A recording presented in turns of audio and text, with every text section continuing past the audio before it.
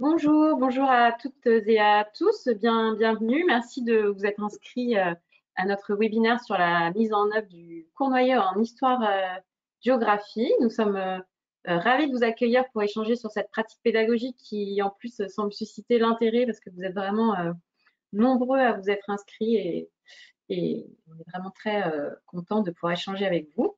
Donc, je me présente, je suis Carole Beffrad, je suis directrice éditoriale des sciences humaines chez Nathan Secondaire, ça veut dire que je m'occupe des manuels de collège et de lycée. Et avec moi, vous voyez Patrick Marquez, que je vais laisser se présenter. Bonjour à tous, Patrick Marquez, donc professeur d'histoire-géographie en lycée actuellement, donc dans l'académie de Rennes, juste à côté de Rennes, dans l'établissement de Bru, et à temps plein, donc formateur à l'occasion, et puis surtout voilà, sur le terrain comme vous tous les jours. Donc, content de vous retrouver et content de pouvoir échanger avec vous sur ces réflexions qu'on a pu avoir en équipe dans l'Académie de Rennes et qu'on a développées aussi aux éditions Nathan. Voilà. Alors, je vois que tout le monde est un peu à peu en train d'arriver. Le temps que les autres participants puissent se connecter, je vais vous expliquer comment va se dérouler ce rendez-vous. Donc, Patrick va vous présenter le cours noyau et c'est surtout des modalités concrètes d'application. Et il s'efforcera de répondre aux questions que certains d'entre vous ont déjà posées en s'inscrivant à ce webinaire. Et pour les autres, on vous proposera un temps d'échange à la fin de chaque partie. Voilà, on souhaitait vraiment faire de ce rendez-vous un temps d'échange. Donc surtout, n'hésitez pas à poser vos questions. Vous devez voir sur la droite de votre écran un petit menu dans lequel vous pouvez justement poser toutes vos questions. C'est Séverine, que vous ne voyez pas, mais qui est dans les coulisses du webinaire, qui est chargée de recueillir les questions et qui nous les transmettra. Donc, au fil du temps, on essaiera de répondre à tout ça. Voilà, vous recevrez dans les jours qui suivent un lien avec le replay de ce webinaire. Donc, n'hésitez pas à le transmettre à ceux qui n'auraient pas pu y assister. Et on va pouvoir commencer. Ce que je vous propose d'abord, c'est de lancer un petit sondage en direct pour savoir qui d'entre vous connaît déjà le cours noyau. Alors, hop, pardon, je retrouve mon onglet. Alors, je ne sais pas si Juliette, j'ai plus le sondage. Moi, Juliette, éventuellement, si tu peux le lancer. Moi, je ne le trouve plus. Ah, ça y est, pardon, je l'ai. Hop, le voilà. Normalement, vous devriez voir la question apparaître à l'écran. Je vous laisse le temps d'y répondre.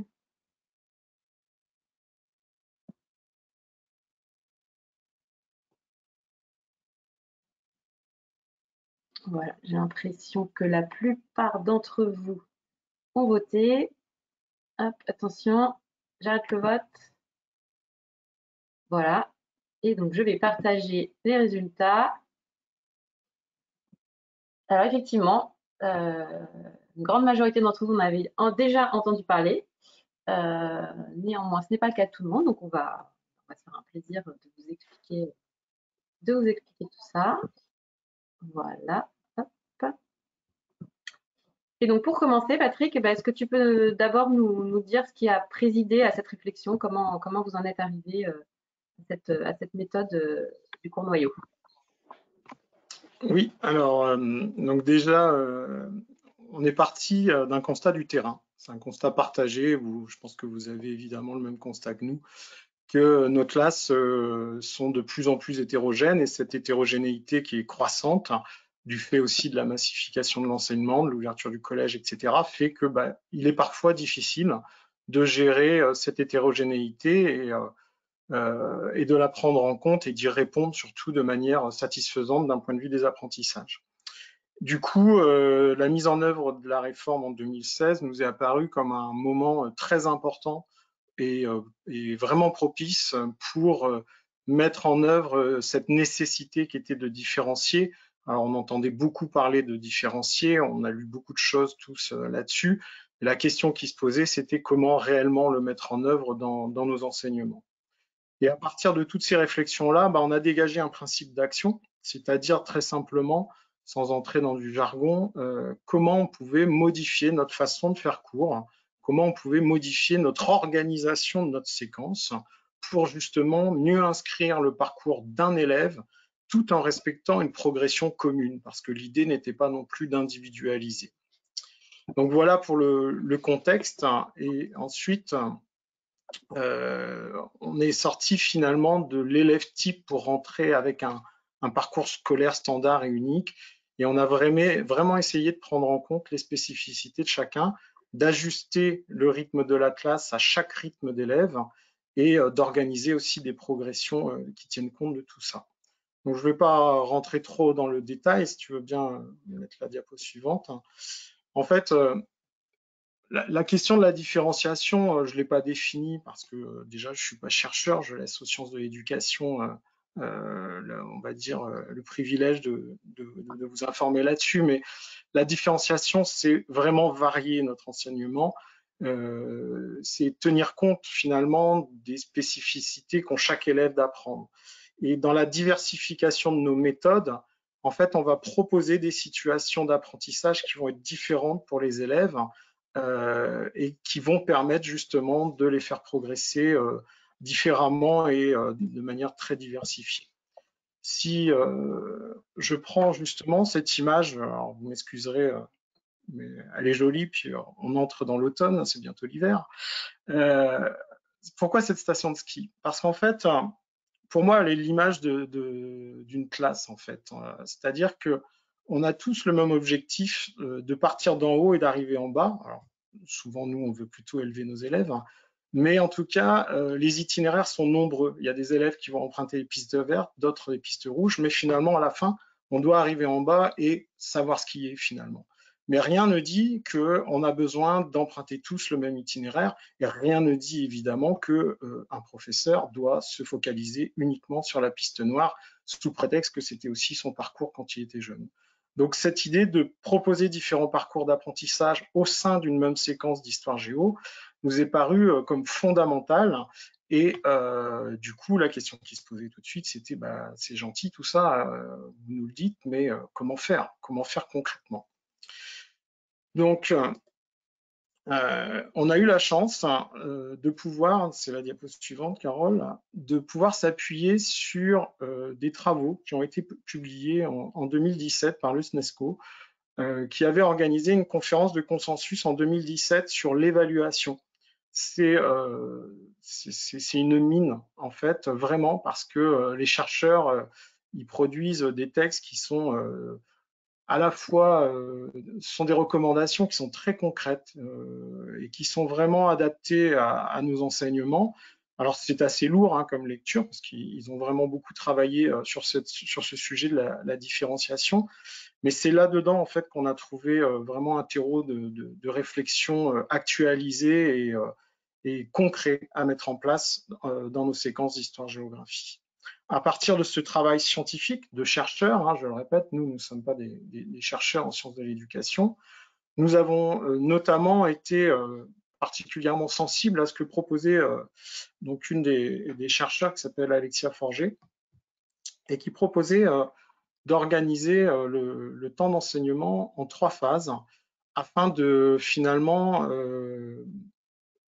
comment vous dire, mieux organiser les modalités de la différenciation. Et cette différenciation, pour elle, vraiment été structurée en 3 phases avec un avant, un pendant et un après.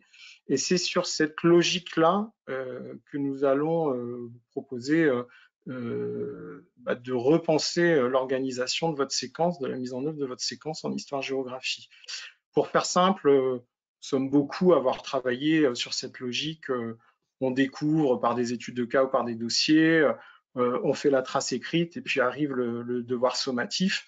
On va voir que cette façon d'organiser son enseignement, ses séquences, est un petit peu plus complexe, mais on y trouve de grandes satisfactions en termes d'apprentissage pour les élèves.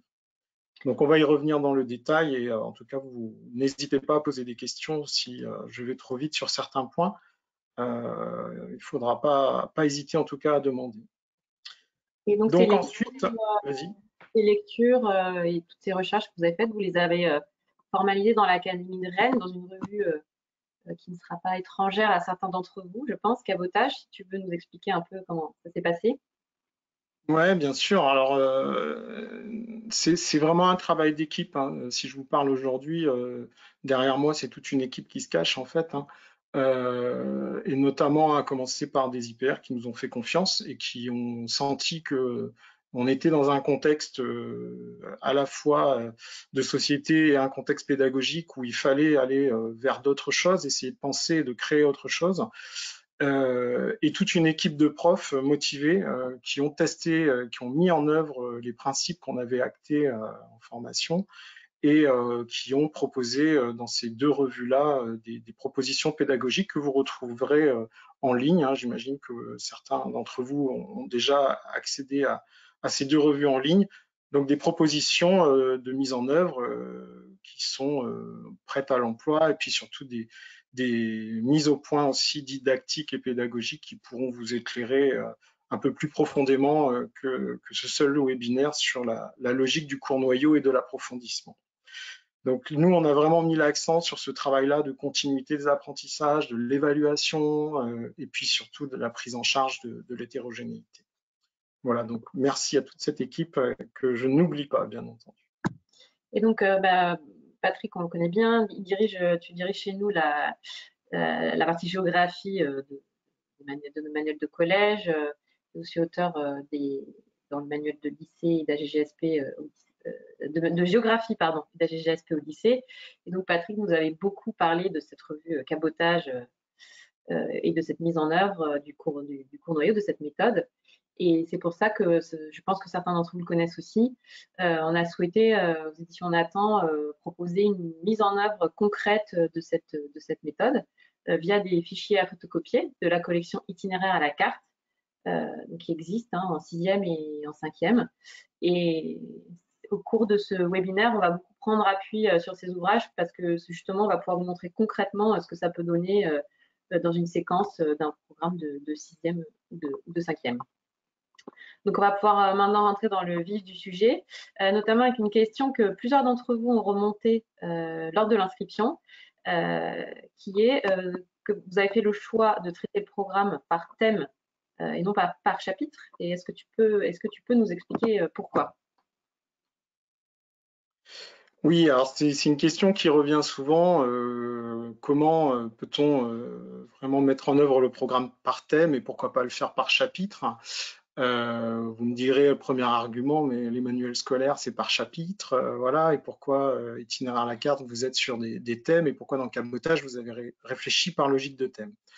En fait, il y a plusieurs arguments. Le premier, il est d'abord de dégager du temps pour les apprentissages.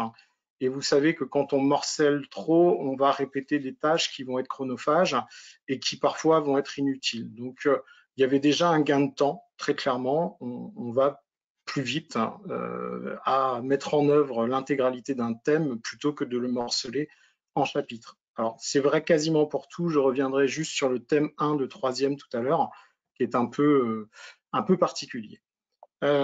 Donc, cette idée qu'on va plus vite et du coup qu'on dégage plus de temps pour des apprentissages, pour faire autre chose, pour approfondir, etc., etc.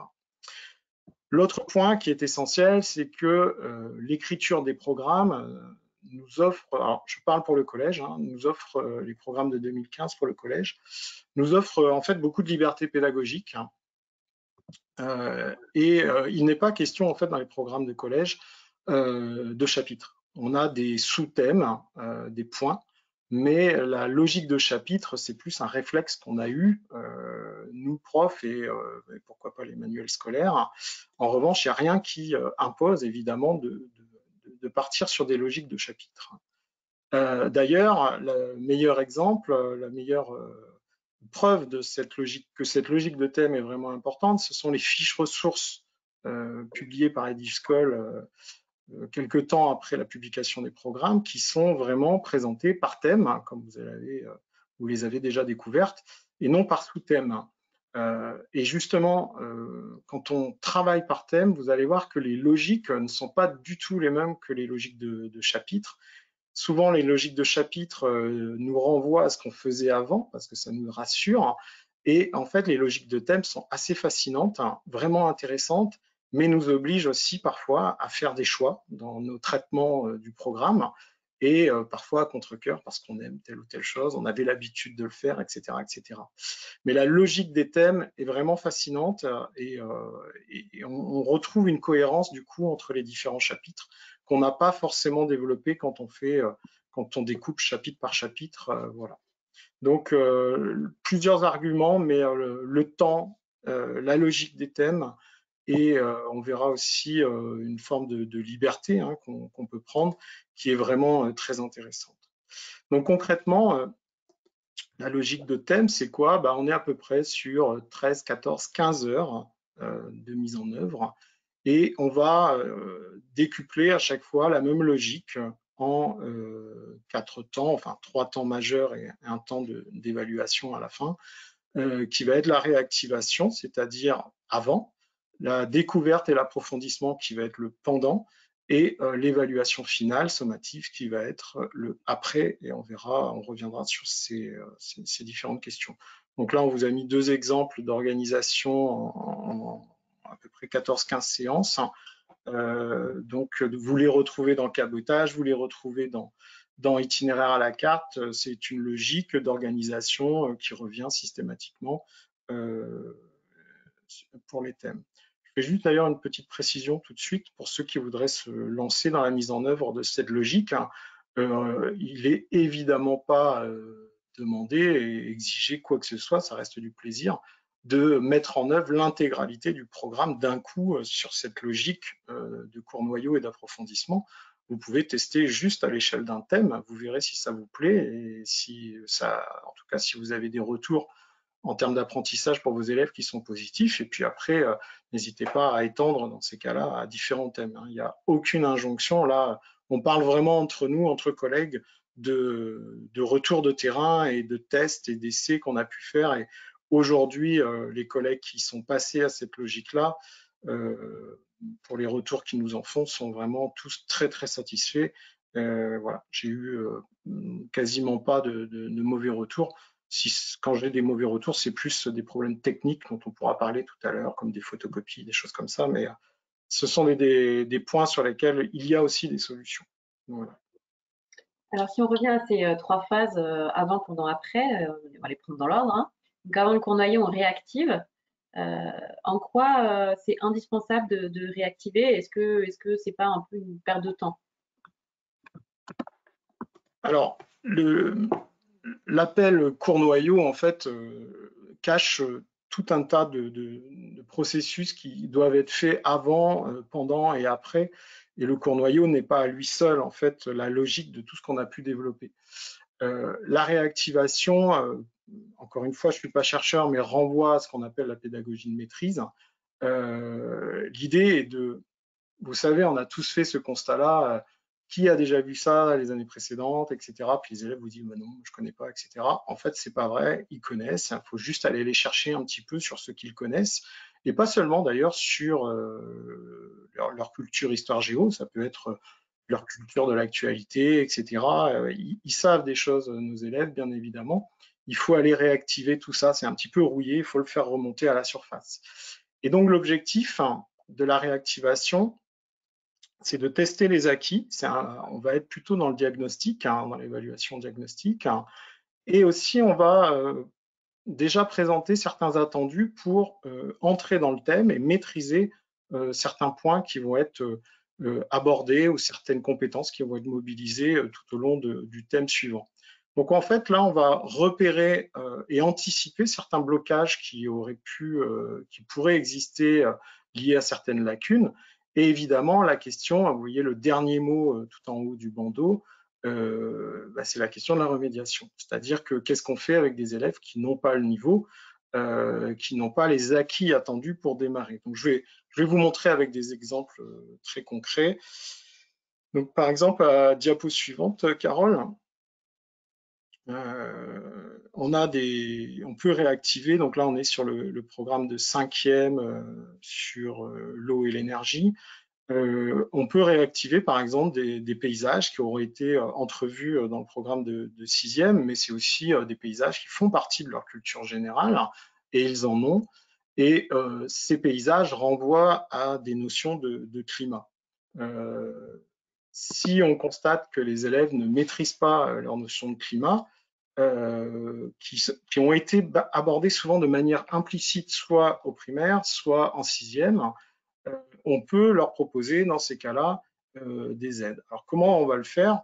Tout simplement, on va réactiver, on va faire un petit exercice et ils vont constater que ça ne va pas, qu'il leur manque des choses, etc. Et on va proposer de la remédiation.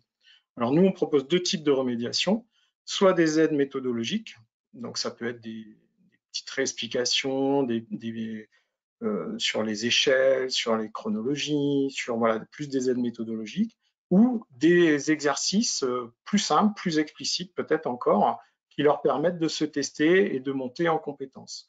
Donc parfois, ça peut être aussi leur donner un bout de cours qu'ils auraient dû ou qu'ils auraient mal compris, soit au chapitre précédent, soit l'année précédente, etc. Donc il y a plusieurs façons de remédier. Si je reviens sur mes paysages, donc, vous avez en fait par exemple un mémo qu'on peut donner. Un élève qui n'aurait pas réussi à associer un type de climat avec des paysages, on peut lui proposer par exemple de reprendre la carte des climats de façon très simple ou des cartes un peu plus compliquées, c'est vous qui voyez en fonction du niveau de vos élèves, et de réactiver en fait ce que sont ces différents climats. Et pourquoi c'est pas une perte de temps? Parce qu'en fait, vous allez réussir à débloquer des choses qui vous auraient de toute façon fait, entre guillemets, perdre du temps ensuite. Et c'est surtout l'élève qui va rentrer dans le thème armé avec plus de compétences et plus de connaissances, en tout cas, qui vont être réactivées. Par exemple, la carte des climats, vous allez me dire, ça sert à rien. Bah si, en fait, on ne peut pas comprendre, par exemple, la carte des ressources hydriques du planisphère à l'échelle du monde dans ce thème 1 thème 2 pardon, de classe de cinquième. On ne peut pas comprendre cette carte-là si on n'a pas levé l'implicite de la maîtrise des climats avant. On voit bien que toute la lecture de cette carte-là, elle est implicitement corrélée en fait à la connaissance des grandes aires climatiques, mais sans entrer dans le détail, bien sûr. Hein. L'idée n'est pas non plus d'en faire des experts de climatologie, même si aujourd'hui ça devient de plus en plus nécessaire. Donc voilà, donc la réactivation, elle peut porter sur des connaissances, elle peut porter sur des compétences, la lecture des échelles, décrire des différents graphiques, savoir lire des chiffres romains, voilà, il y a plein de choses qu'on peut mobiliser en réactivation et qui auraient pu être ensuite des contraintes très fortes à la mise en œuvre du thème ensuite. Voilà ce que je pouvais dire sur la réactivation. Donc là, on était dans la phase avant, on va passer maintenant au pendant et surtout au fameux court noyau. Alors, qu'est-ce que c'est exactement le court noyau? Comment tu peux nous le définir? Alors, le court noyau, déjà, je vous raconte, mais très rapidement, la naissance de ce terme-là. Je l'ai lu une fois dans un rapport de l'IFE. Voilà. Mais quand on tape court noyau sur ChatGPT, vous ne trouverez rien du tout. Voilà, hein. Donc, il n'y a pas de lecture scientifique considérable là-dessus. Par contre, les chercheurs ont travaillé plus sur la logique d'approfondissement, en fait, on pourrait dire de connaissances mémorisées à la base, et ça renvoie notamment à Bloom, on en reparlera tout à l'heure. Alors, le court noyau, pour faire simple, c'est déjà c'est ce qui est découvert par tous les élèves, tous, sans exception.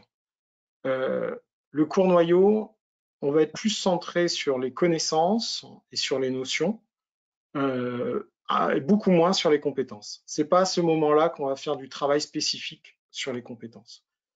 Le court noyau, en fait, c'est, et vous le voyez, la citation, c'est vraiment le socle commun. Le socle commun. Par contre, je ne vous cache pas que moi, quand on a fait des formations en 2016, ça m'a toujours, ça m'a saoulé, il faut le dire franchement, l'assimilation du socle commun à la perte de connaissances. C'est pas vrai. Le socle commun, c'est ce que la loi nous oblige à transmettre aux élèves à la fin de leur scolarité obligatoire. Mais rien ne vous interdit d'approfondir ce cours noyau. Par contre, il faut penser une organisation des apprentissages qui permette justement d'augmenter ce cours noyau, de faire en sorte qu'il s'étoffe d'autres choses. Mais pour certains élèves, ça ne sera pas possible. Il ne faut pas que les élèves les plus en difficulté deviennent la norme pour l'ensemble de la classe, de la même manière que les très bons élèves ne doivent pas devenir une norme pour l'ensemble de la classe. Donc il faut trouver cette possibilité en termes d'organisation pédagogique pour augmenter le noyau en fonction des parcours de chaque élève et des profils de chaque élève. Donc le cours noyau, c'est vraiment la base, le socle, ce que tous les élèves sans exception doivent maîtriser. Donc évidemment, ça suppose que vous ne soyez pas non plus trop ambitieux dans ce cours noyau. Le cours noyau n'est pas tout le cours et on verra comment on peut le construire. Et évidemment, le cours noyau n'est pas tout ce que doivent savoir les élèves à la fin de votre séquence. Les éléments les plus à l'aise, qui ont une maîtrise satisfaisante de ce que vous aurez pu proposer, pourront aller beaucoup plus loin dans l'étoffement de ce cours noyau.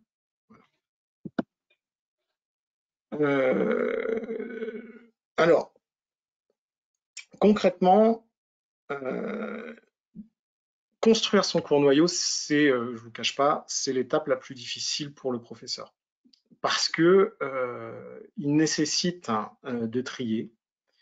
Et vous savez bien que quand on trie, il faut supprimer. Et c'est dur.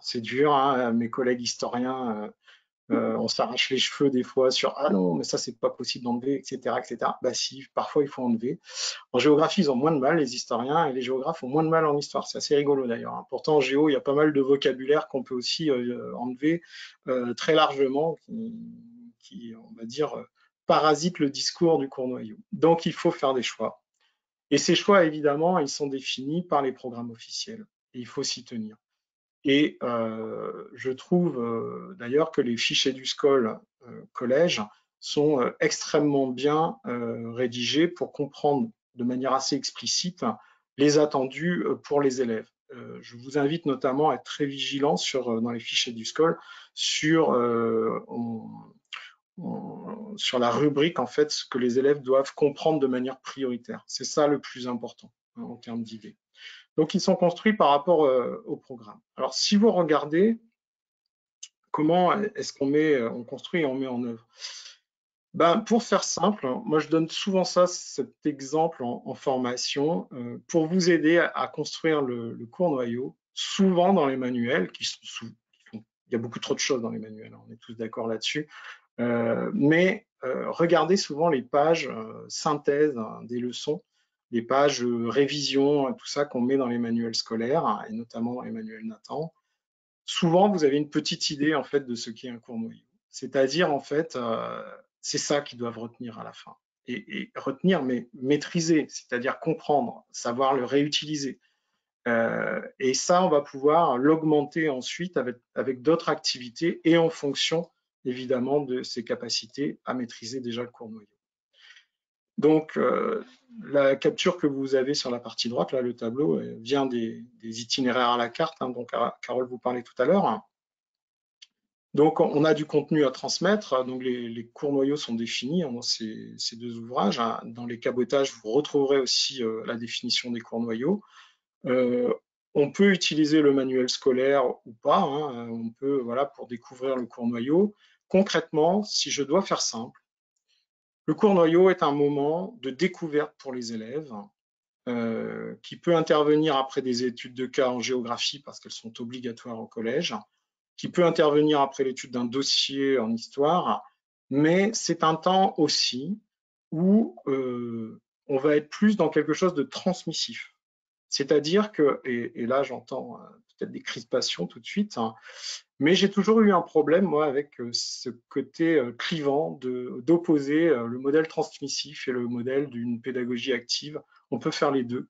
Et on a tous eu des modèles de profs absolument géniaux qui aussi savaient nous raconter des choses et nous expliquer des choses. Et la parole du prof est absolument nécessaire et fondamentale pour parfois débloquer des compréhensions et fasciner et faire découvrir des choses. Si la parole du prof, bien entendu, n'est pas un monologue pendant trop longtemps, on est bien d'accord. mais on peut être là dans un modèle un peu plus transmissif. Ça a un avantage, hein, c'est qu'on peut aussi aller un petit peu plus vite. Hein, on va être là vraiment dans la découverte, dans quelque chose qui va être surtout ensuite travaillé de façon active par les élèves. Donc, on peut utiliser une vidéo, on peut faire court un petit peu transmissif avec un diaporama, évidemment dans le raisonnable, hein, on reste sur du 10 minutes grand maximum en temps de parole, mais déjà, vous verrez, c'est sympa à faire et les élèves adorent ça, mais vous le savez déjà. On peut aussi utiliser les dossiers du manuel, les dossiers que vous avez l'habitude. L'idée, c'est quand même d'aller plus vite sur ces temps de découverte. Hein, on ne travaille pas les compétences là d'analyse de doc, etc. On va vraiment extraire de l'information rapidement pour mettre en œuvre le cours noyau. Donc, le cours noyau, c'est la diapo suivante. Il est consigné, en fait, nous, on a pris ce pli-là, on peut faire autrement, mais il nous paraissait intéressant de le consigner sur un document clairement identifié dans le cahier, souvent une feuille A3 ou plusieurs feuilles A3. C'est un support unique qui va privilégier tout un tas de formes de consignation de connaissances et de vocabulaire et de notions, etc. Donc, dans l'exemple que vous voyez là, ça peut être une chronologie, ça peut être des cartes avec des cadres où on va noter des petites traces écrites, voilà, du vocabulaire où on peut aller chercher dans son manuel la définition, donc on met en activité les élèves comme ça, etc. Mais on est vraiment dans de la transmission et là, on va ensuite travailler la mémorisation, puis la manipulation de toutes ces connaissances-là. Donc, si je vous montre quelques exemples, page suivante, vous avez, Carole, donc là, vous avez par exemple un cours noyau. Donc, en géographie, c'est un petit peu spécifique en collège parce que le cours noyau correspond en fait à la mise en perspective après des études de cas. On va faire la synthèse des études de cas, on va dégager des invariants et des différences à l'échelle mondiale, on va être vraiment dans le raisonnement géographique. Et le cours noyau est là. Hein. Il arrive après les études de cas qui sont obligatoires, on n'est pas hors programme, hein, évidemment, en travaillant comme ça. Et de la même manière, on va retrouver une grande feuille A3 avec une carte, on va découper, on va coller des paysages, on va faire du raisonnement géographique en complétant un tableau à partir des découvertes faites, etc.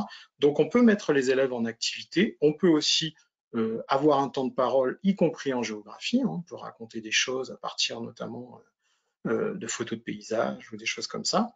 Donc l'idée, c'est de consigner ce cours noyau et qui soit clairement identifié dans le cahier pour les élèves et aussi bien sûr pour les parents, notamment pour les plus bas niveaux, 6e, 5e, où on sait que parfois les parents ont vraiment ce besoin aussi de comprendre l'organisation du cahier.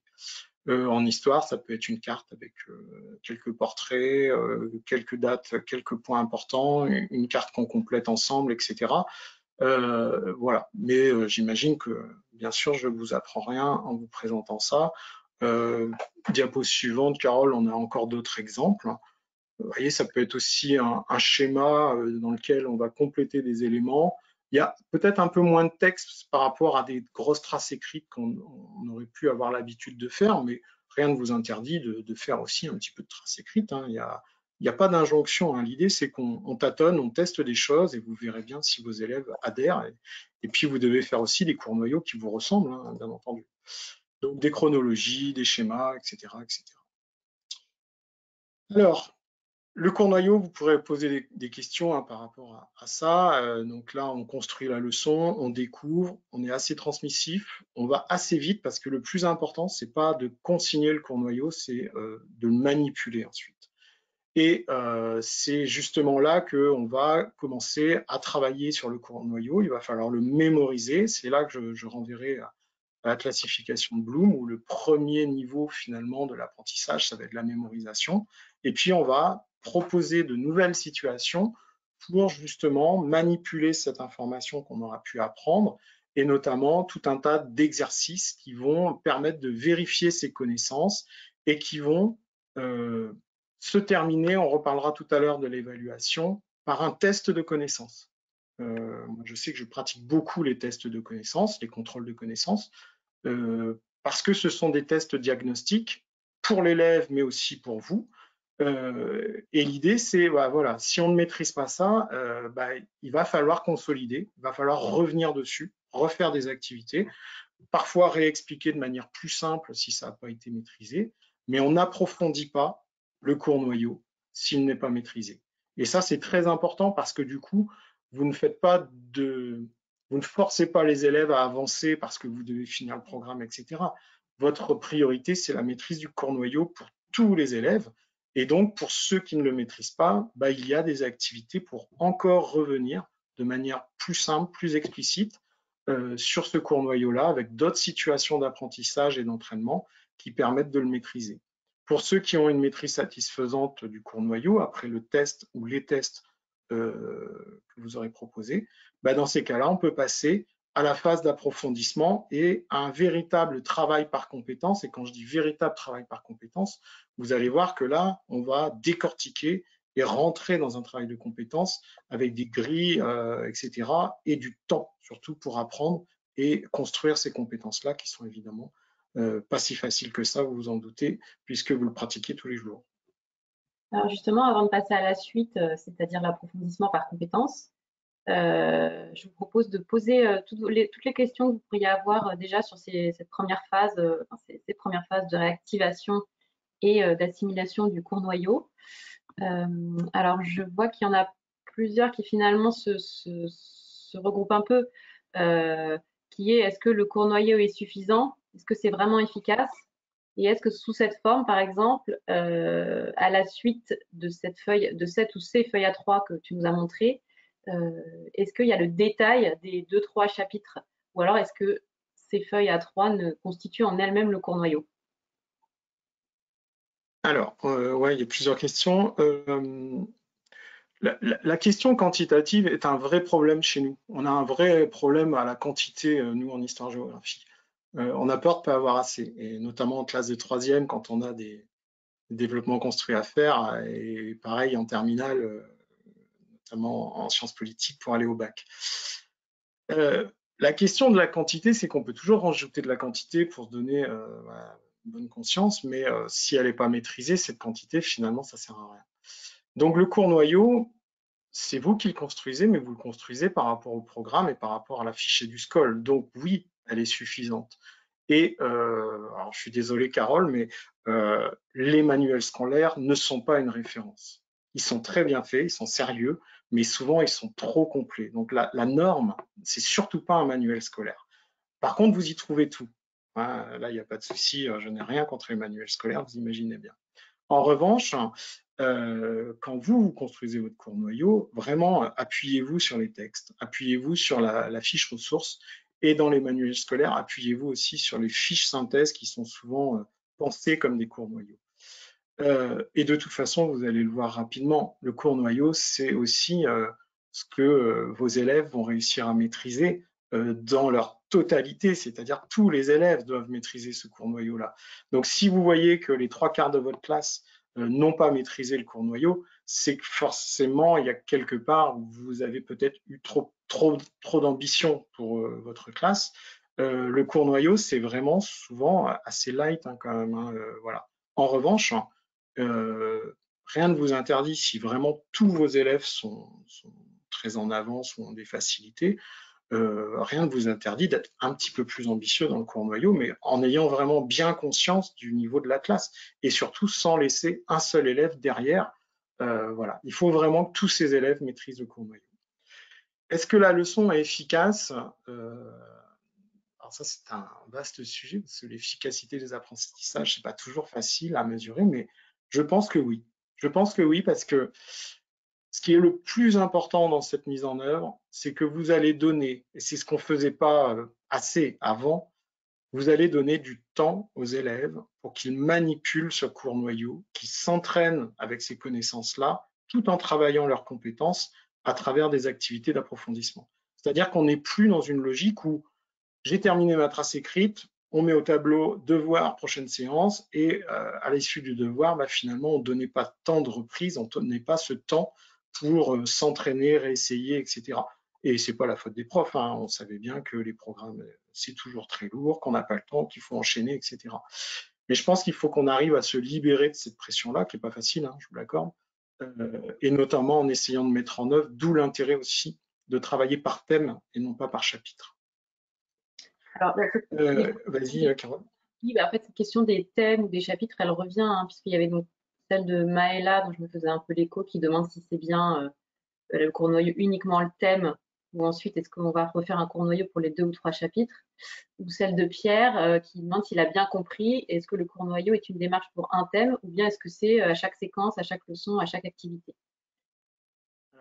Une petite précision par rapport à ça. Donc, la logique du court noyau, elle s'inscrit dans une logique de thème, hein, principalement.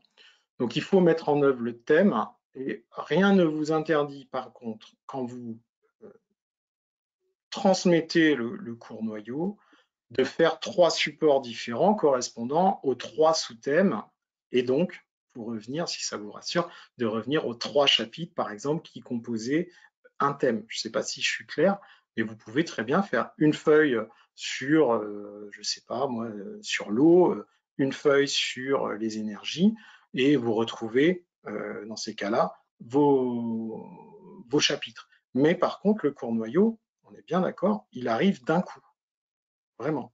Donc, c'est quand même une certaine somme de connaissances et de notions qu'il faut vraiment limiter, il faut vraiment se faire violence en tant que prof pour éviter d'en mettre trop. Le surplus, entre guillemets, qu'on aurait l'habitude de donner, va arriver plutôt au moment des approfondissements.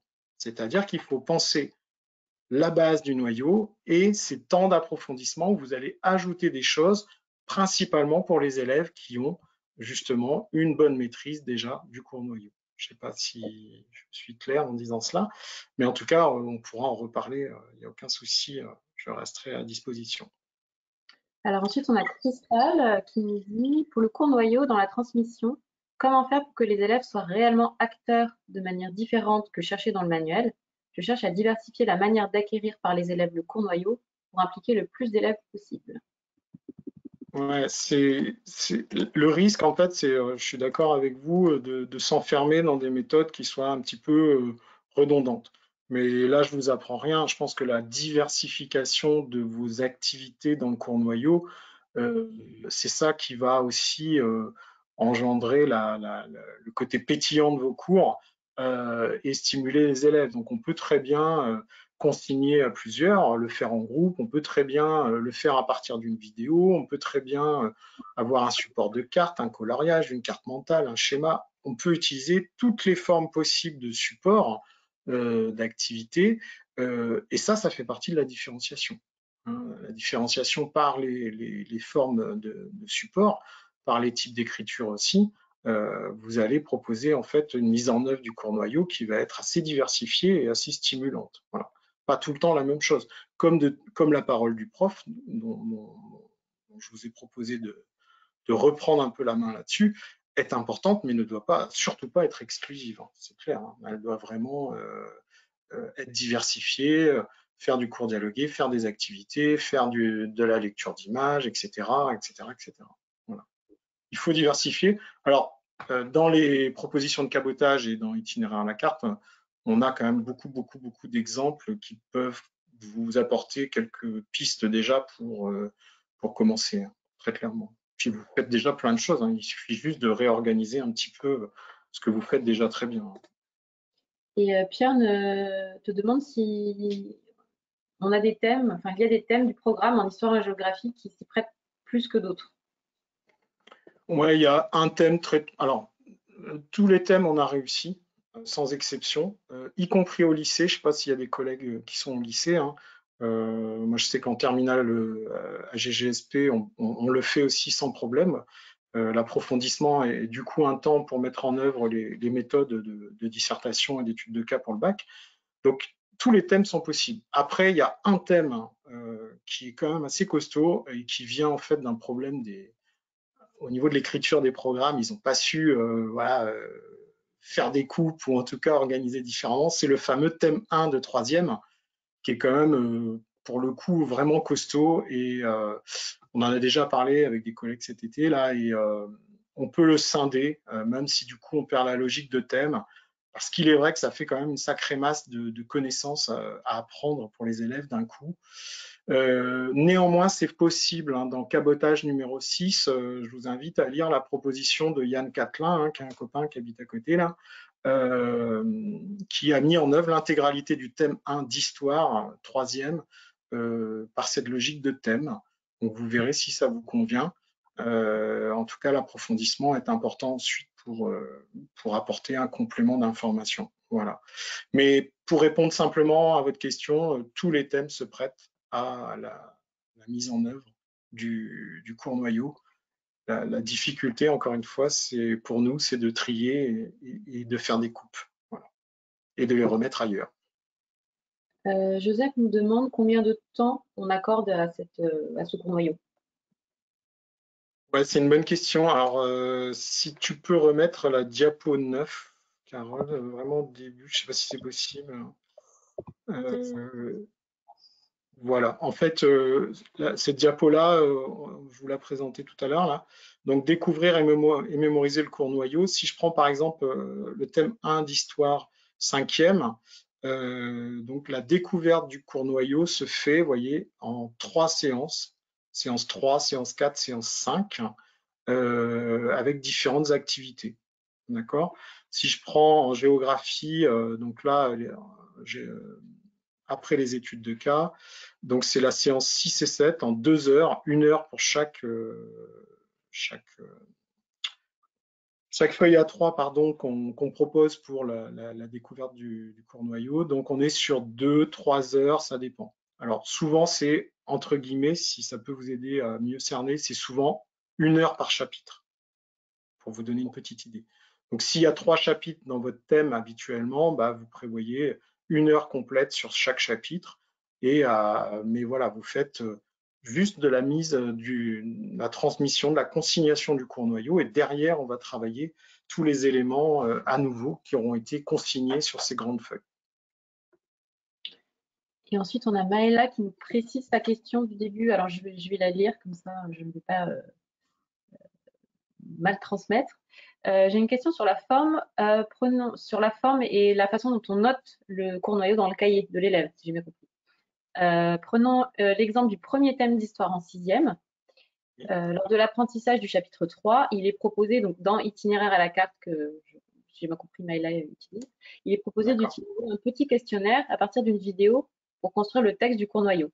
Et concrètement, où place-t-on ce questionnaire dans le cahier? Est-ce que c'est après la double page cours noyau tel qu'on l'a vu en format A3? Là, en fait, soit elle est directement intégrée dans la feuille A3, puisque dans ces cas-là, la correction de l'activité fait office de trace écrite du cours noyau. Soit vous décidez de faire une découverte avec un statut de brouillon, entre guillemets, dans ces cas-là, ça vient en amont de la feuille A3 et vous pouvez avoir directement soit le corrigé, soit toute petite activité très simple qui reprend ce qui a été fait à partir de la vidéo. L'idée quand même du cours noyau, c'est d'aller assez vite dans la transmission. C'est même avec des sixièmes. Donc, par exemple, on peut très bien intégrer ce fameux questionnaire dont vous parliez dans la feuille A3, leur demander d'utiliser un crayon papier, et puis et la correction fait office de trace écrite validée par le prof. Voilà. Il y a plein de façons de faire. Dernière question, je crois qu'on arrive à la fin. Sous quelle forme évaluez-vous la maîtrise du cours noyau avant de poursuivre? Ouais, ça c'est une bonne question. Alors, je ne vais pas trop anticiper parce que je suis obligé, je suis désolé de vous faire un tout petit point sur l'évaluation tout au long de cette séquence qui va de l'avant à l'après. Donc, on aura un tout petit point, on pourra reparler de l'évaluation. Mais pour répondre très simplement et rapidement, c'est des contrôles de connaissances. C'est voilà, c'est du factuel. Et là, on n'évalue pas les connaissances. On n'évalue pas la connaissance, savoir écrire, pratiquer différents langages. On est vraiment sur du factuel, donc on est sur de la mémorisation et sur aussi, on commence à voir si les grandes idées, pour faire simple, ont été comprises. Voilà. On va travailler ensuite les compétences. Alors, avant de passer aux compétences, hein, on va le faire, j'en profite pour vous signaler que dans votre petit menu à droite, vous avez des documents à télécharger. Et parmi ces documents, on vous a mis le thème 2 du 6e d'itinéraire à télécharger. Comme ça, vous pourrez tester voir si ça vous convient. Et évidemment, vous pourrez vous reporter aux pages d'évaluation du cours noyau. Comme ça, vous verrez concrètement à quoi ça ressemble. Alors du coup, on va passer à la suite qui est maintenant qu'on maîtrise le cours noyau, comment on approfondit par compétences. Patrick, je te laisse vous expliquer. Ouais. Donc l'idée, c'est en fait, je ne vais pas vous le cacher, hein, on sait bien que la totalité des compétences travaillées au cycle 3 et au cycle 4, c'est une liste qui est quand même assez impressionnante. Nous, on a pris le choix, on a pris le parti, pardon, de se concentrer sur les 3 compétences disciplinaires et qu'on va travailler quasi systématiquement, même si évidemment on peut faire des entorses, on peut en travailler qu'une ou deux, mais c'est pas la logique quand même. La logique, c'est de travailler sur la compétence de se repérer, que ce soit dans le temps et dans l'espace. Donc, on va remobiliser les repères qui ont été vus dans le cours noyau. On va les voir dans un autre contexte. On va changer la projection de la carte. On va changer d'échelle de temps. On va essayer de voir les ruptures, etc. On va retravailler sur les repères. C'est qu'on va être plus uniquement dans de la mémorisation, apprendre des dates, apprendre des lieux, etc. Mais on va être vraiment aussi dans la manipulation de ces repères et être capable de les réutiliser de façon autonome dans d'autres contextes. Et en fait, je vous parlais de Bloom tout à l'heure, mais c'est là que c'est important cette phase d'approfondissement parce qu'on va vraiment essayer de passer de la mémorisation bête, hein, pour faire simple, à quelque chose qui va être assimilé et qui va devenir non plus une information apprise, mais une connaissance vraiment comprise. Et donc, le travail à nouveau sur les repères est important, vraiment. Et là, vous pouvez ajouter des repères. Hein. Si vous voyez que les repères préconisés par les fichiers du SCOL sont maîtrisés, on peut aller plus loin, il n'y a aucun souci. Tout dépend de vos classes. En revanche, s'ils ne sont pas maîtrisés, il faut continuer à les travailler. Ça, c'est évident. Comprendre un document, là, on va vraiment pouvoir travailler sur la compétence qui est l'ADN d'ailleurs de l'histoire-géographie, à savoir analyser et comprendre un document, mais on va le travailler dans la longueur. C'est-à-dire que là, on n'est plus dans du corpus documentaire comme on peut trouver parfois dans les manuels scolaires. Il faut mettre en avant un document fort, un document presque patrimonial, j'ai envie de dire, ça nous rappellera des choses. Et on va travailler l'intégralité des composantes de la compétence, analyser et comprendre un document, y compris, puisque j'ai vu qu'il y avait une question là-dessus d'une collègue documentaliste, prof doc, sur l'EMI, et y compris la mise en œuvre de l'EMI à ce niveau-là. Chose qu'on a toujours du mal à faire dans un dossier documentaire de découverte. Là, on n'est pas dans de la découverte, on est dans de l'approfondissement. Donc, on peut vraiment arriver avec ses connaissances apprises du cours noyau et on va les mobiliser pour comprendre un document et le critiquer. Voilà. J'espère que je suis clair. Et puis la pratique des différents langages, hein, donc que ce soit la cartographie, le langage des photos, des images, les chronologies, les schémas, etc. Donc là, il y a plein de choses à faire et on peut systématiquement les mettre en œuvre à chaque fois. Voilà.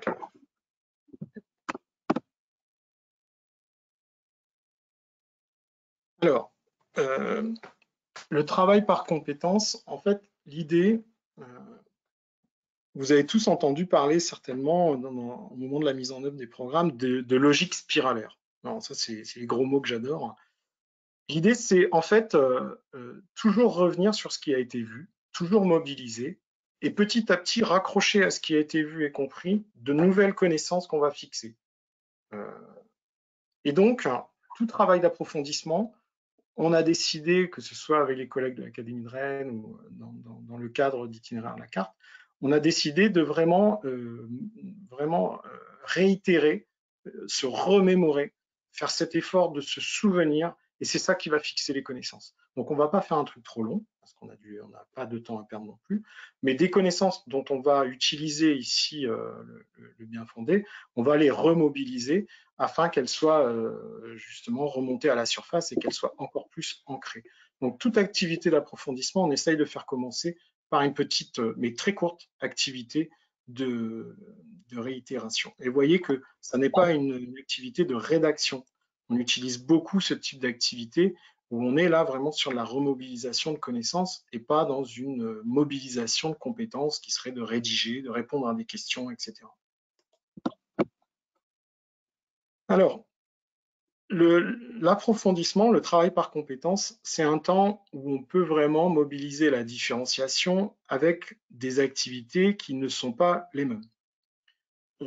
On peut travailler sur le même sujet, la même problématique, hein, mais on peut justement à cette occasion proposer 1, 2, 3 itinéraires pour les plus motivés, mais après, bonjour la gestion quand même, faire attention à ne pas se perdre.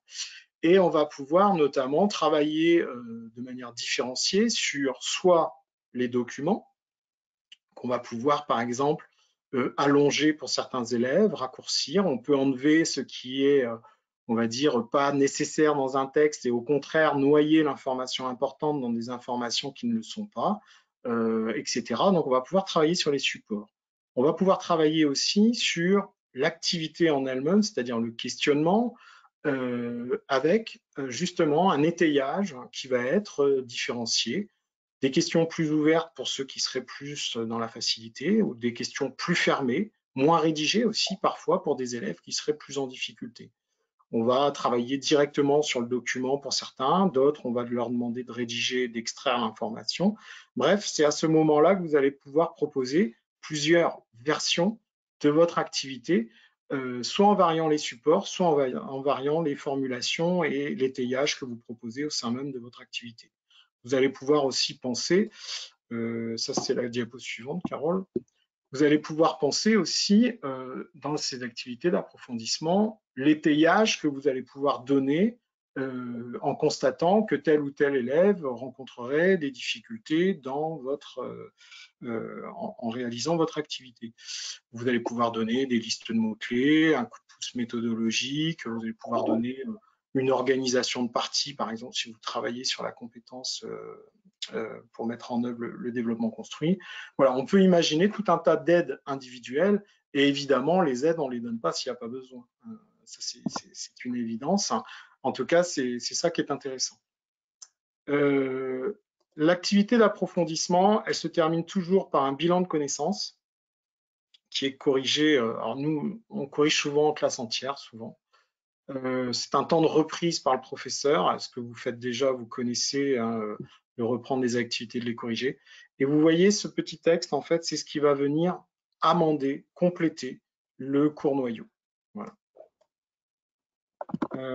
Donc, en fait, on rajoute des couches au cours noyau. Et puis, un petit bilan de compétences, pardon, en auto-évaluation, et l'élève va essayer de cocher, de voir ce qu'il a réussi à faire, et vous retrouvez, en fait, les composantes de la compétence. Là, c'est analyser et comprendre un document. Où vous retrouvez ces éléments-là. Donc, vous allez pouvoir évaluer aussi de manière formative. Donc, tout un tas d'éléments qui viennent, qui sont mis en œuvre pour composer vos activités d'approfondissement. Et vous pouvez avoir comme ça 4-5 activités d'approfondissement qui sont proposées à la suite du cours noyau. Et vous voyez donc que vous allez avoir une montée en connaissances et en compétences des élèves autour de ce cours noyau, en leur donnant du temps et de manière différenciée pour mettre en œuvre tout ça. Voilà. Je suis allé un petit peu plus vite sur l'approfondissement, j'espère que c'est pas trop rapide quand même. De toute façon, on va prendre les questions. Je fais juste un petit aparté parce que certains d'entre vous n'ont pas trouvé les documents à télécharger. Alors, je pense que Séverine vous a répondu individuellement. Mais dans la petite barre à droite, juste au-dessus des questions, vous avez un petit encart qui s'appelle documents à distribuer. Il faut ouvrir la petite flèche et vous les trouverez là-dedans. Pour revenir à l'approfondissement, Joseph demande, ne peut-on pas approfondir avant de faire le travail sur les compétences? Non, non, parce qu'en fait, vous allez vous heurter à un problème de temps, tout simplement, et vous allez encore avoir une perte de temps. Par contre, on peut très bien, Joseph, vous pouvez très bien, par exemple, transmettre le contexte aux élèves de l'activité, notamment en histoire. Vous pouvez très bien contextualiser, et là, vous êtes dans un apport de connaissances. Mais l'idée, c'est que l'approfondissement va permettre il faut que l'approfondissement soit un moment où les élèves réutilisent ce qu'ils ont vu dans le cours noyau et découvrent par eux-mêmes autre chose. Voilà. Et là, on va approfondir, on va rajouter des couches. Mais il ne faut pas que cet approfondissement soit hors sol. Il faut vraiment qu'il soit raccroché à ce que les élèves ont déjà mémorisé et acquis normalement à travers le cours noyau. C'est cette connexion entre cours noyau et approfondissement qui fera que vous allez réussir à justement faire en sorte que les élèves comprennent et assimilent les connaissances supplémentaires. Si ça vient hors sol, c'est pas possible. Donc avant, vous allez quand même perdre beaucoup de temps et vous risquez en fait de refaire un cours normal, quoi. Enfin normal, vous m'avez compris, un cours un peu classique. Voilà. Maëla nous demande si du coup les élèves font leur bilan de compétences avant le bilan de connaissances fait en classe entière. Soit c'est vous qui décidez, il n'y a pas de.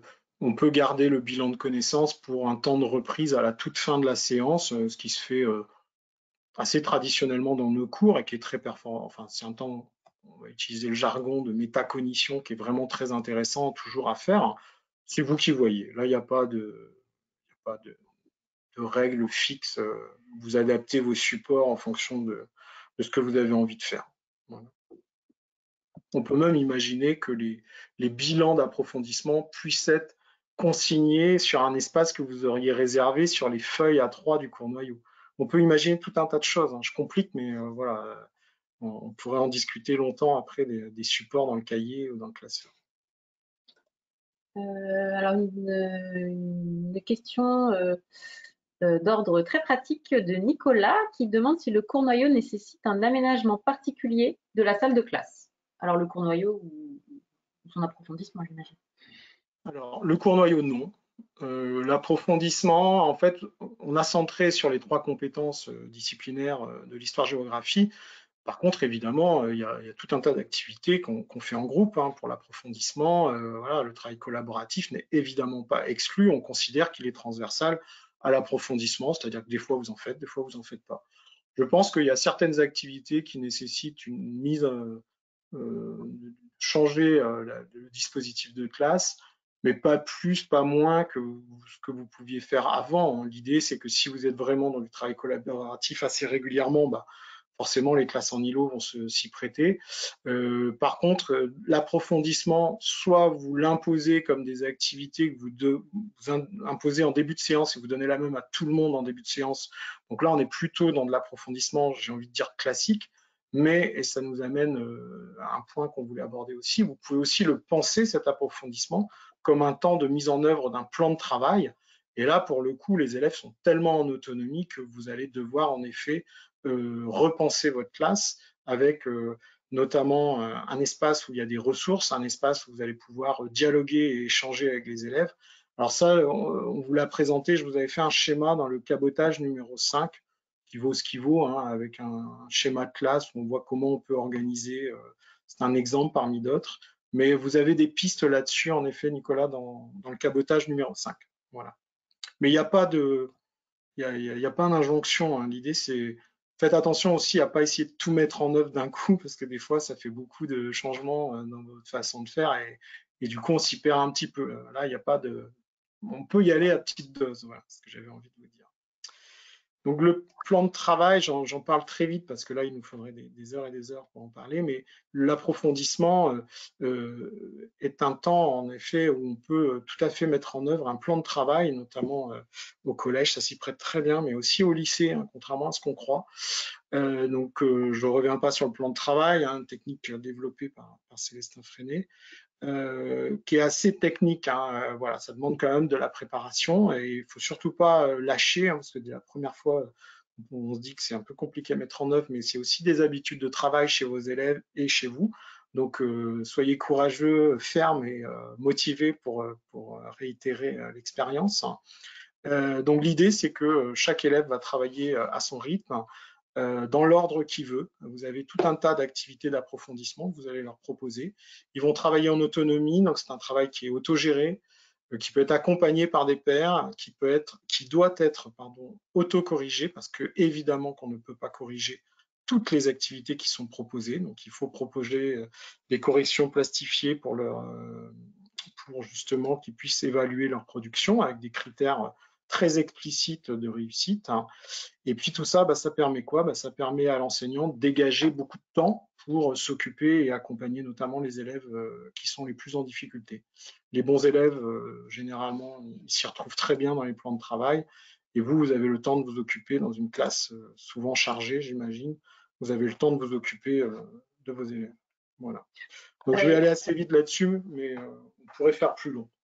J'ajoute, Patrick, que c'est la raison pour laquelle on a proposé dans Itinéraire, dans la version numérique de Itinéraire à la carte, vous allez acquérir la version papier, mais vous pourrez télécharger la version numérique. Et dans cette version numérique, on a proposé toutes les activités en version corrigée, justement pour que vous puissiez les laisser à disposition des élèves si vous décidez voilà, de mettre en œuvre cette pédagogie qui leur permet de s'auto-évaluer. Voilà. On va passer peut-être à la suite parce qu'il est déjà 16h30. Ouais, Il reste je suis bavard, je l'évaluation, suis désolé. parce qu'il y a plein de questions, on est ravis. Il reste l'étape non moins importante de l'évaluation, une fois qu'on a terminé toute cette phase d'approfondissement. Si tu veux nous l'expliquer. Ouais, c'est certainement le nerf de la guerre, j'ai envie de dire, hein, mais c'est vraiment aussi l'occasion de repenser l'évaluation sous toutes ses formes et l'évaluation qu'on entend, hein, l'évaluation diagnostique, formatrice, formative, sommative, etc. Et elle trouve sa place à différents moments. Donc l'idée, c'est vraiment, alors la citation évaluer, c'est apprendre, elle n'est pas de moi, hein, c'est Anne-Sophie Gras qui a travaillé beaucoup avec moi sur cabotage et d'autres formations, qui disait toujours avec un enthousiasme extraordinaire, voilà, évaluer, c'est apprendre, c'est pas sanctionner, c'est pas renvoyer chez eux les élèves. Évaluer, c'est apprendre, c'est-à-dire que c'est un moment où on prend conscience de tout un tas de choses et on comprend ce qu'il reste à faire pour maîtriser encore plus.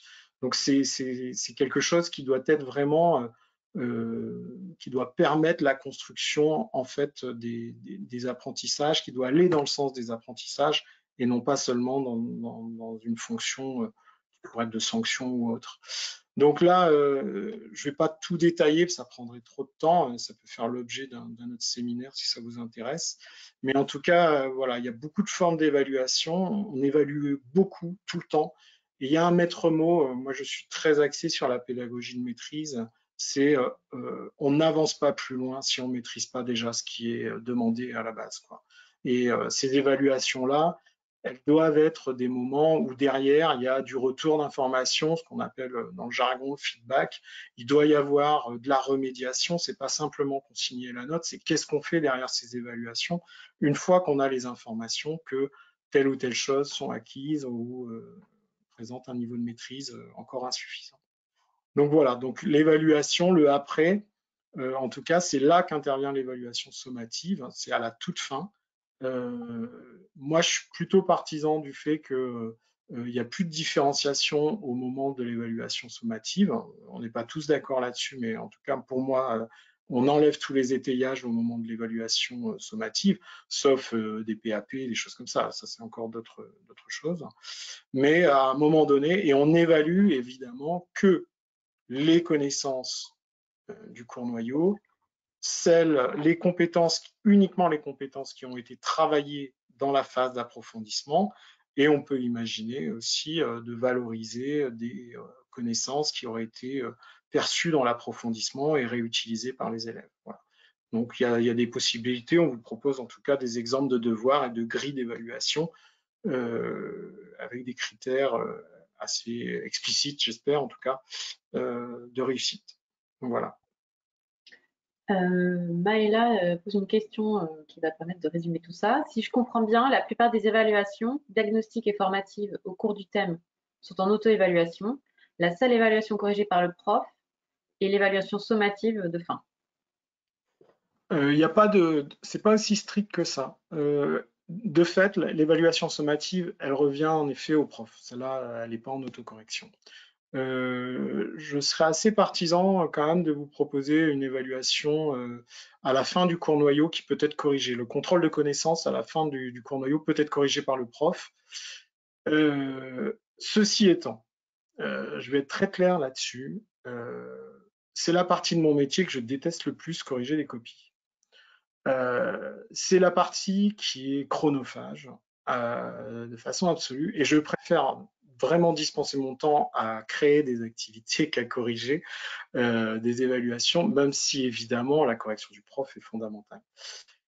On ne peut pas multiplier les évaluations et les temps de correction du prof parce que moi j'ai une vie de famille, j'ai des loisirs, voilà, et qu'on est obligé de trouver d'autres formes d'évaluation. Mais pour le coup, l'autocorrection est aussi un temps d'apprentissage. Et ça, il faut bien le comprendre. Alors, il y a toujours un élève qui dit, ah, monsieur, c'est parce que vous avez la flemme de corriger. Et là, je leur réponds, bien sûr, j'ai la flemme de corriger.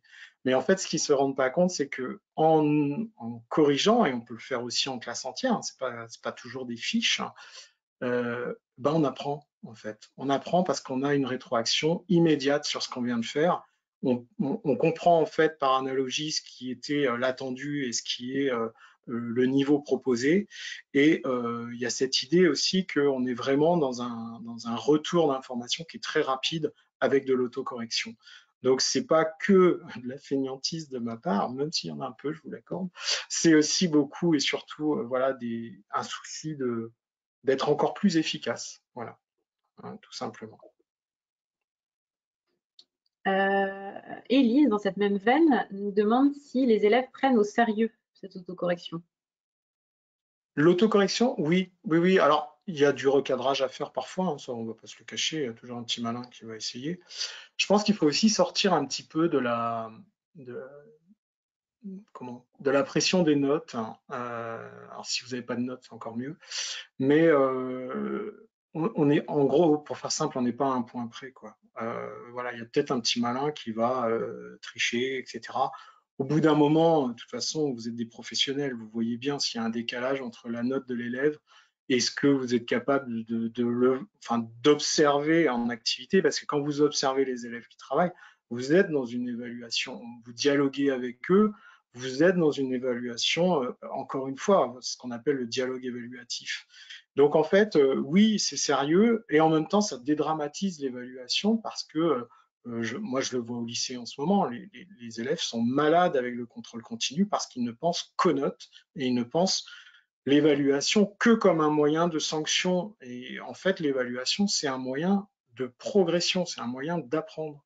Et ce qui est l'enjeu, je ne vous cache pas, c'est aussi de développer une culture de l'évaluation qui ne soit pas une culture anxiogène de l'évaluation, que ce soit un moment de dire bon allez, je me teste, c'est l'heure, voilà, je pense maîtriser, ok, on y va, et puis je m'auto-corrige, quoi.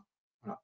Alors après, à vous, on pourrait aussi de mettre si vous êtes par note, vous mettez des coefficients qui peuvent aussi être différents, hein, bien entendu, suivant le type d'évaluation. Au lycée, c'est ce qu'on fait aussi, hein, on met des évaluations avec des coefficients différenciés. L'évaluation sommative est la plus importante, puisque c'est l'évaluation sans étayage. Elle doit faire donc l'objet d'un coefficient plus important si vous êtes avec des notes et on va dire d'un moment vraiment très très fort en termes d'évaluation de compétences aussi quand vous allez la corriger. Voilà. Donc par le jeu des coefficients, on peut aussi leur montrer que cette évaluation n'est pas anxiogène tout le temps et que on peut limiter le problème de l'autocorrection si vous en rencontrez par le jeu des coefficients. Mais ça peut arriver. Ça peut arriver. Voilà, bah écoute, je crois que c'est la dernière question. On a un petit peu. Ah non, j'en ai une dernière. Ça va vraiment être la dernière parce qu'on a déjà dépassé d'un quart d'heure, mais je vois que vous êtes encore tous là, donc continue, merci. C'est Élise qui demande si on ramasse les auto-évaluations à la fin de chaque séquence sans la retoucher et on voit avec eux au moment de la correction de l'évaluation sommative. Alors, je ne suis pas sûre d'avoir compris exactement la question. Ouais, l'idée c'est est-ce que vous faites une double correction notamment? Est-ce que vous ramassez tout? Non, pas forcément. Par contre, il vous faudra un tableau pour consigner les résultats obtenus par les élèves en autocorrection. Après, il y a aussi un contrat de confiance et l'idée c'est de fonctionner par échantillon. Vous pouvez aussi annoncer que vous allez prendre 3, 4, 5 fiches d'évaluation et vérifier que ça a été fait correctement. Ce qui du coup voilà, donne un peu plus de crédit entre guillemets à cette autocorrection. Toujours est-il que vous ne vous lancez pas dans la correction personnelle de tout. Vous allez crouler sous les corrections, c'est impossible. Donc vraiment, fonctionnez par échantillon. Vous changez cet échantillon régulièrement pour avoir une bonne observation. Ayez un tableau centralisateur éventuellement pour consigner et puis porter éventuellement une double correction sur certains élèves. Et puis après, je pense que vous connaissez bien vos élèves, hein. On a des doutes tout de suite sur un ou deux oiseaux qui traînent au fond de la classe, notamment. Et puis dans ces cas-là, on va aller les chercher plus régulièrement en début. Puis après, ils vont prendre les habitudes de travail et vont comprendre que il faut pas jouer à ça, quoi. Voilà, tout simplement. Voilà, bah, merci, merci Patrick. Pour finir, on voulait juste, alors vous les aurez aussi, toutes ces trois diapositives, vous les aurez dans les documents à télécharger. Alors, j'ai l'impression que certains d'entre vous qui sont sur Mac ne voient pas cette petite fenêtre. Ce que je vous propose, c'est de renvoyer un mail à l'équipe Nathan le Direct, c'est ce mail qui vous a été envoyé pour vous inscrire. Renvoyez-nous un mail et on vous les fera parvenir directement si vous avez des soucis. En tout cas, voilà, cabotage, on en a beaucoup parlé. Vous trouverez les liens sur ce document. Ça, Patrick, je te laisse présenter euh, tes collègues. Ouais, l'idée, c'est, enfin, j'y tiens beaucoup. Vous lancez pas seul dans un projet comme ça, et aujourd'hui, avec les nouvelles technologies, on n'est pas seul. Et je voulais juste vous signaler, il y a un groupe de travail, mais vraiment super, qui s'est monté sur ex-Twitter, donc sur X, hein, avec notamment Émilie Burtin, Caroline Meyer et Yann Gaël, Nadeau Gérardin, qui animent notamment le groupe Twitter. Vous pouvez les contacter, j'imagine, et qui ont ouvert aussi un espace tribu d'échange où les collègues voilà, mutualisent ce qu'ils ont fait. C'est super, c'est comme ça qu'il faut travailler. Il n'y a pas de droit d'auteur, etc. On partage tout. Enfin, moi, je trouve que c'est une super dynamique. Et à plusieurs, c'est quand même plus simple et on a des idées, on trouve des idées, on s'échange, on compare, on parle de nos échecs. Et je ne peux que vous inviter voilà, à rejoindre des groupes comme ça qui sont vraiment super. Et ce sont des profs franchement incroyables. Ils ont des idées de dingue. Des fois, ça fait peur, hein, tellement ils sont hyper rapides. Mais voilà, c'est comme ça qu'on avance. Et vu le contexte, je peux vous dire que ça fait vachement du bien d'avoir des profs qui positivent et qui ont un amour fou du métier. Donc, je peux que vous inviter à rejoindre sur Twitter ou autre des groupes qui travaillent là-dessus. Je crois qu'il y a un groupe lycée aussi sur Twitter avec, avec Vincent. Il faudrait que je vous redonne les adresses. Je vous retrouverai ça. Voilà. Et puis pour finir, donc on en a beaucoup parlé, itinéraire 6e et itinéraire 5e. Donc itinéraire 6e qui est sorti en 2021, le 5e en 2022. Je vous invite à regarder aussi sur les liens, vous aurez tous les liens vers les extraits. C'est des gros, je les ai avec moi parce qu'on ne se rend pas forcément compte, c'est vraiment voilà, une grosse somme de travail. C'est tout le programme en fiches, cours noyau et approfondissement. Donc n'hésitez pas à tester le thème 2 qu'on vous offre pour ce webinaire. Je sais que beaucoup d'entre vous nous demandent pour quand itinéraire 4e, itinéraire 3e. Donc il faut savoir que c'est Patrick et puis une grande partie de l'équipe de cabotage d'ailleurs qui a œuvré à cette écriture d'itinéraire. C'est un très gros travail d'auteur. Tu en parleras plus que moi. Donc, c'est vrai que nous, on était vraiment, c'était un travail éditorial incroyable de faire ces fichiers. Voilà, on avait un peu besoin de savoir comment c'était reçu, si c'était vraiment utile pour vous. C'est vrai que c'est un nouveau outil de travail, ce fichier à photocopier. Euh, donc voilà, on a d'abord besoin de savoir s'ils sont vraiment utiles et puis bien sûr on se lancera avec plaisir en 4e et 3e. Là vous avez un bon de commande aussi euh, dans la rubrique à télécharger. N'hésitez pas, on l'a un peu imaginé comme un outil enseignant et établissement, hein. N'hésitez pas aussi à le faire financer par vos crédits pédagogiques. Patrick, je ne sais pas si tu veux en dire un mot. Oui, non, c'est un outil que vous pouvez photocopier, donc c'est un outil de labo, hein. C'est pas, voilà, c'est pas acheté individuellement. On l'a pensé comme un outil vraiment pour les labos d'histoire géo dans les établissements à se partager. C'est un outil à photocopier avec ce point, ces trois petits points. C'est un problème qu'on a, c'est comment limiter les photocopies, notamment dans les établissements où vous êtes limité, et puis aussi pour des raisons environnementales. Donc là, il y a des activités qu'on peut aussi penser en réduisant la quantité de papier, c'est tout à fait faisable, en plastifiant aussi des activités. Enfin, il y a plein de recours possibles. N'hésitez pas en tout cas à poser des questions. Si vous en avez des questions concrètes, tout ça, on essaiera d'y répondre. Vous avez mes coordonnées, alors n'hésitez surtout pas à m'écrire. Moi, je ne suis pas le champion de la réponse dans la minute, mais je me ferai un point d'honneur à vous répondre avec plaisir. Et puis encore une fois, n'hésitez pas non plus à investir les réseaux sociaux, alors pas pour troller ce qu'on fait, mais pour participer, échanger, parce que franchement, il y a des collègues qui sont incroyables sur les réseaux et qui donnent vraiment l'amour du métier et l'envie de faire différemment les choses. Donc voilà, il faut se lancer, c'est tout. Et pour terminer, alors comme je pense que je pense pas trahir ce que Patrick, on disait qu'on a pris beaucoup de plaisir à animer cette rencontre. Et pour terminer, on avait envie de vous poser un petit sondage sur d'éventuelles thématiques que vous aimeriez traiter pour des prochains rendez-vous, thématiques pédagogiques. Donc, je vais vous lancer le sondage. On en a déterminé certaines, mais si vous en avez, si vous avez d'autres idées, on attend aussi vos suggestions euh, dans les questions. Voilà, je lance déjà le sondage. On ne peut pas voter, nous, Carole. Ah, on ne peut pas voter. Le sondage va être fermé. Là, vous ne pouvez Ça pas vous voter? intéresse de faire d'autres webinaires, ce sera avec plaisir en tout cas. Voilà, ça y est, c'est parti.